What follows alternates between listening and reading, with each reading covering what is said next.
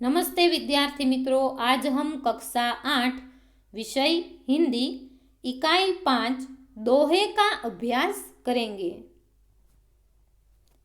प्रस्तुत दोहों में कबीर, रहीम, तुलसी ने बहुत सारी जीवन उपयोगी बातें बताई है। प्रस्तुत दोहों में दान प्रियता, संतोष, समानता, अच्छी संगति की महत्ता, विनम्रता, परिश्रम, प्रेम आदि जीवन मूल्यों को निर्देशित किया गया है। संत कबीर 15वीं शताब्दी के कवि है। आपने हिंदू और मुसलमानों को उनकी गलतियों के लिए फटकारा है और दोनों को हिलमिल कर रहने का उपदेश दिया है। रहीम का पूरा नाम अब्दुल रहीम खान खाना है। आप बड़े उदार और अनुभवी थे। हिंदी में आपने बोधप्रद दोहे लिखे हैं। संत तुलसीदास 16वीं शताब्दी के प्रसिद्ध राम भक्त कवि है। आपने रामचरितमानस नामक प्रसिद्ध ग्रंथ लिखा है। तो चलिए इकाई की शुरुआत करते हैं। सबसे पहले कबीर के दोहे हैं। पहला है, साईं इतना दीजिए जा में कुटुंब समाए, मैं भी भूखा ना रहूं साधु ना भूखा जाए। साईं यानी ईश्वर, जामे यानी जिसमें, कुटुंब यानी परिवार, समाय यानी पालन पोषण हो सके, गुजरान हो सके। इस दोहे में कबीर जी कहते हैं, हे प्रभु, मुझे बस इतना ही अन्न और धन दीजिए जिससे मेरे परिवार का निर्वाह हो जाए, यानी गुजरान हो जाए। न मैं भूखा रहूं और न कोई साधु फकीर मेरे दरवाजे से भूखा लौटे। दूसरा है, बिना विचारे जो करे सो पाछो पछताए, काम बिगाड़े आपनो जग में होत हसाए। पाछो यानी बाद में, जग यानी संसार, हंसाई यानी हंसी मजाक। जो व्यक्ति बिना सोचे समझे काम करता है वह बाद में पछताता है। वह अपना काम तो बिगाड़ता ही है, लेकिन दुनिया में उसकी हंसी उड़ाई जाती है। तीसरा दोहा है, कबीरा खड़ा बाजार में मांगे सबकी खैर, ना काहू से दोस्ती ना काहू से बैर। खैर यानी कुशलता, बैर यानी दुश्मनी, शत्रुता। कबीर कहते हैं कि मैं बाजार में यानी कि सबके सामने खड़ा होकर भगवान से सबकी कुशलता मांगता हूँ, सबकी भलाई के लिए प्रार्थना करता हूँ। मेरी न किसी से दोस्ती है और न किसी से दुश्मनी। अब रहीम के दोहे हैं। पहला है, रहीमन वे नर मर चुके जे कहूँ मांगन जाही, उनते पहले वे मुए जिन मुख निकसत नाही।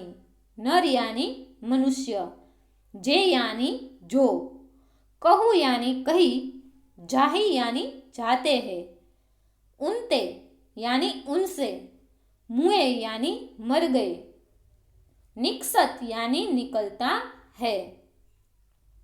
रहीम कहते हैं कि वे मनुष्य मरे हुए हैं जो कहीं यानी कि दूसरों के पास मांगने जाते हैं, परंतु उनसे पहले वे लोग मर चुके हैं जो मांगने वालों को देने से इनकार करते हैं।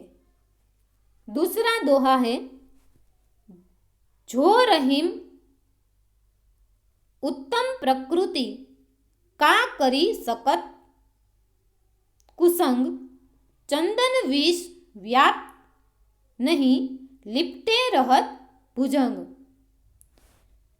जो रहीम उत्तम प्रकृति का करी सकत कुसंग, चंदन विष व्यापत नहीं, लिपटे रहत भुजंग। उत्तम यानी श्रेष्ठ, प्रकृति यानी स्वभाव, कुसंग यानी बुरी संगति, विष यानी जहर, व्यापत यानी फैलाता है। यानी इस दोहे में रहीम कहते हैं कि उत्तम स्वभाव के व्यक्ति पर बुरे लोगों की संगति का बुरा असर नहीं पड़ता। चंदन के वृक्ष पर सांप लिपटे रहते हैं, फिर भी चंदन में सांपों का विष नहीं फैलता। तीसरा दोहा है, बड़े बड़ाई ना करे, बड़े न बोले बोल, रहीमन हीरा कब कहे, लाख टका मेरो मोल।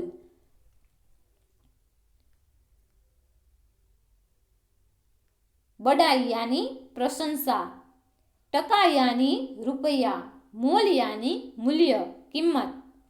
रहीम कहते हैं कि बड़े लोग कभी अपने मुख से अपनी प्रशंसा नहीं करते। जो सचमुच बड़ा है वह कभी बड़े बोल नहीं बोलता, बड़ी बड़ी बातें नहीं करता।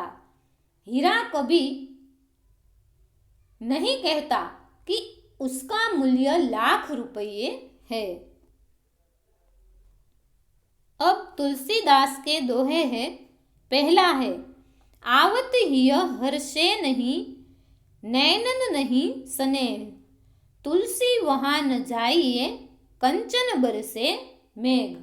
आवत यानी आने पर, हिय यानी हृदय, हर्षे यानी प्रसन्न होता है, नैनन यानी नेत्र, स्नेह यानी स्नेह, कंचन यानी सोना, मेघ यानी बादल, मेघ। तुलसीदास जी कहते हैं कि जिस घर के लोगों का हृदय तुम्हें आया हुआ देखकर हर्षित न हो और जिसकी आंखों में स्नेह की भावना न हो, उस घर में कभी मत जाओ, फिर भले ही वहां सोना ही क्यों न बरसता हो। दूसरा दोहा है, विद्या धन उद्यम बिना, कहो जु पावे कौन, बिना डुलाए न मिले ज्यों पंखा की पौन, या ज्यों पंखों का पौन।